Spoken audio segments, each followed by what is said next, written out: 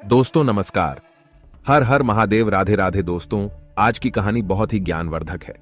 अगर आपके घर में धन नहीं रुकता है तो नहाते समय औरतें ये उपाय जरूर करें, अचानक धन प्राप्ति होती है। इसके अलावा जो औरतें कपड़े खोलकर नहाती हैं, अर्थात उनके लिए भी खुशखबरी है मित्रों। एक समय शिवजी महाराज पार्वती के साथ हरिद्वार में घूम रहे थे। पार्वती जी ने देखा कि समस्त मनुष्य गंगा में नहा नहाकर हर हर गंगे कहते चले जा रहे हैं। अगर आप ये कहानी सुन रहे हैं तो पूरा सुनिएगा, क्योंकि आधा अधूरा ज्ञान सही नहीं होता। इसीलिए वीडियो अंत तक जरूर देखिएगा। इसके अलावा हे मां लक्ष्मी, जो हमारी इस वीडियो को लाइक करें और चैनल को सब्सक्राइब करें, उनके घर में धन की कभी कोई कमी ना रहे, उनका घर हमेशा धन से भरा रहे। दोस्तों, भगवान के नाम पर कंजूसी ना करें। सबसे पहले अपनी पूरी सच्ची श्रद्धा से कमेंट में हर हर महादेव, ओम नमः शिवाय, राधे राधे जरूर लिखें। दोस्तों, जब पार्वती जी ने देखा कि समस्त मनुष्य गंगा में नहा नहाकर हर हर गंगे कहते चले जा रहे हैं, परंतु सभी दुखी और परेशान हैं, तब पार्वती जी ने बड़े आश्चर्य से शिव जी से पूछा कि हे महादेव, गंगा में इतनी बार स्नान करने पर भी इनके पाप और दुखों का नाश क्यों नहीं हुआ? क्या गंगा में सत्यता नहीं रही? शिव जी ने कहा, प्रिय, गंगा में तो वही सामर्थ्य है, परंतु इन लोगों ने पापनाशनी गंगा में स्नान ही नहीं किया है, तब इन्हें लाभ कैसे हो? पार्वती जी ने आश्चर्य से कहा कि स्नान कैसे नहीं किया? सभी तो नहाकर जा रहे हैं, अभी तक इनका शरीर भी नहीं सूखा है। शिव जी ने कहा, ये केवल जल में डुबकी लगाकर आ रहे हैं, तुम्हें कल इसका रहस्य समझाऊंगा। दूसरे दिन बड़े जोर की बरसात होने लगी। गलियां कीचड़ से भर गईं। एक चौड़े रास्ते में एक गहरा गड्ढा था, चारों ओर कीचड़ भर रहा था। शिव जी ने अपनी लीला से वृद्ध रूप धारण कर लिया और विवश की तरह गड्ढे में जाकर ऐसे पड़ गए जैसे कोई मनुष्य चलता चलता गड्ढे में गिर पड़ा हो और निकलने की चेष्टा करने पर भी ना निकल पा रहा हो। पार्वती जी को उन्होंने यह समझाकर गड्ढे के पास बैठा दिया कि देखो, तुम लोगों को सुना सुनाकर यूं पुकारती रहो कि मेरे वृद्ध पति आकस्मक गड्ढे में गिर पड़े हैं, कोई पुण्य आत्मा इन्हें निकालकर इनके प्राण बचाएं और मुझ असहाय की सहायता करे। शिव जी ने यह और समझा दिया कि जब कोई गड्ढे में से मुझे निकालने को तैयार हो, तब इतना और कह देना कि भाई, मेरे पति सर्वथा निष्पाप हैं, इन्हें वही छुए जो स्वयं निष्पाप हो। यदि आप निष्पाप हैं तो इनको हाथ लगाइए, नहीं तो हाथ लगाते ही आप भस्म हो जाएंगे। पार्वती जी तथास्तु कहकर गड्ढे के किनारे बैठ गई और आने जाने वालों को सुना सुनाकर शिव जी की सिखाई हुई बात कहने लगी। गंगा में नहाकर लोगों के दल आ रहे हैं। सुंदर युवती को यूं बैठी देखकर कईयों के मन में पाप आया। कईयों को कुछ धर्म का भय हुआ, कई कानून से डरे। कुछ लोगों ने तो पार्वती जी को यह भी सुना दिया कि मरने दे, बूढ़े को क्यों उसके लिए रोती है। और कुछ दयालु चरित्रवान पुरुष थे, उन्होंने करुणावश उस युवती के पति को निकालना चाहा, परंतु पार्वती के वचन सुनकर वे भी रुक गए।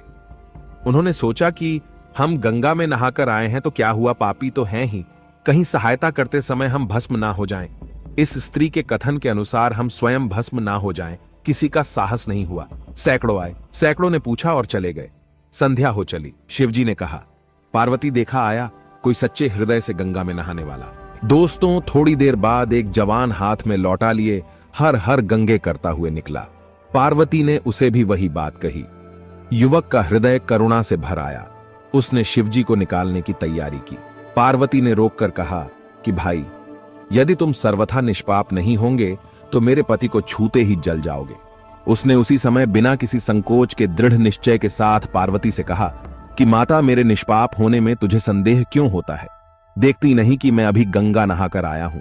भला गंगा में गोता लगाने के बाद भी कभी पापी रहते हैं। अभी तुम्हारे पति को निकलता हूं। युवक ने लपक कर बूढ़े को ऊपर उठा लिया।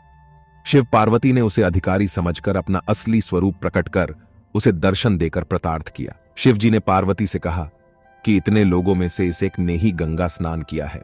इसी दृष्टांत के अनुसार जो लोग बिना श्रद्धा और विश्वास के केवल दंभ के लिए गंगा स्नान करते हैं, उन्हें वास्तविक फल नहीं मिलता। परंतु इसका यह मतलब नहीं कि गंगा स्नान व्यर्थ जाता है। गंगा स्नान का बहुत पुण्य भी है। इसके बाद शिव जी ने पार्वती जी से कहा, अब मैं आपको 12 बातें बताता हूं। जो भी मनुष्य इन 12 बातों को नहाते समय ध्यान में रखता है, वह कभी भी दुखी नहीं रहता है। उसके घर में मां लक्ष्मी का वास हो जाता है। उसके घर में अपार धन आता है। घर में कभी भी लड़ाई झगड़ा नहीं होता है। उसका पूरा परिवार हंसी खुशी जीवन व्यतीत करता है। दोस्तों, तब माता पार्वती ने कहा, हे भगवान, आप हमें यह वह 12 बातें बता दीजिए। इसके बाद भगवान शिव उन बातों को बताना शुरू कर देते हैं और माता पार्वती बहुत ध्यान से सुनने लगती हैं। दोस्तों, ये 12 बातें आप लोग भी बिल्कुल ध्यान से सुनना।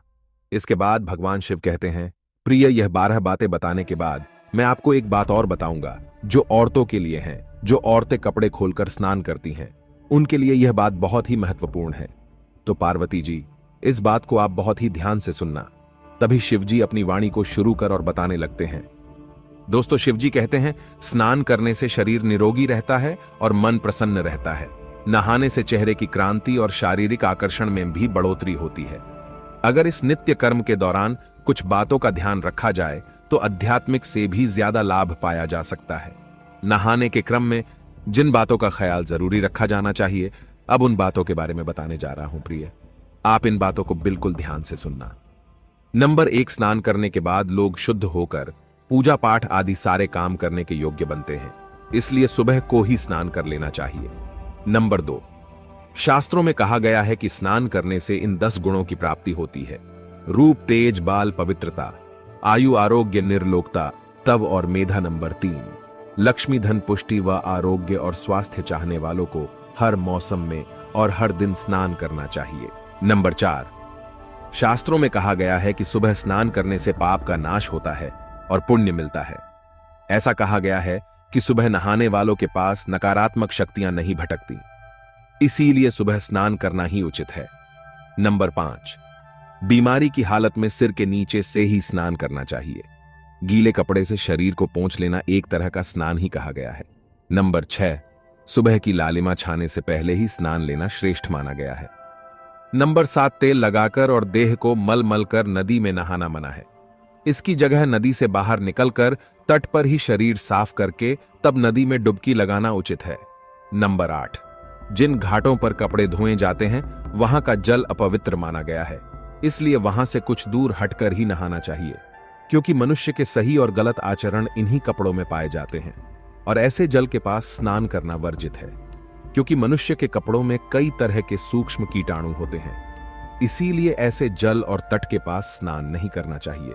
नंबर 9, नदी में 11 या 21 डुबकियां लगाना अच्छा बताया गया है। नंबर 10, पवित्र नदियों में कपड़े निचोड़ने की मनाही है। नदी में किसी तरह की गंदगी नहीं बहानी चाहिए। नंबर 11, नल की तुलना में झरने का पानी, झरने से ज्यादा नदी का पानी, नदी के पानी से किसी तीर्थ का जल, तीर्थ के जल से गंगा जल अधिक श्रेष्ठ माना गया है, शुभकारी माना गया है, सभी तीर्थों में सबसे बड़ा तीर्थ स्थल माना गया। नंबर 12, गंगा माता का कथन है कि स्नान करते वक्त कोई चाहे जहां भी मेरा स्मरण करेगा, मैं वहां के जल में आ जाऊंगी। इसके बाद शिवजी ने कहा, अब मैं आपको औरतों के बारे में बताता हूं जो औरतें कपड़े खोलकर स्नान करती हैं।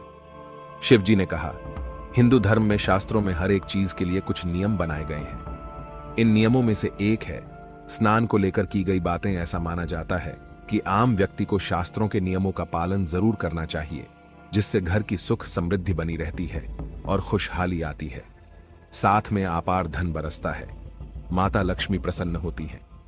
दरअसल हमारे शास्त्रों में ऐसी कई बातें लिखी गई हैं जिनका हम पालन सदियों से करते चले आ रहे हैं, लेकिन उसके कारणों के बारे में अभी भी पूरी जानकारी नहीं है। ऐसे ही नियमों में से एक है निर्वस्त्र स्नान करना।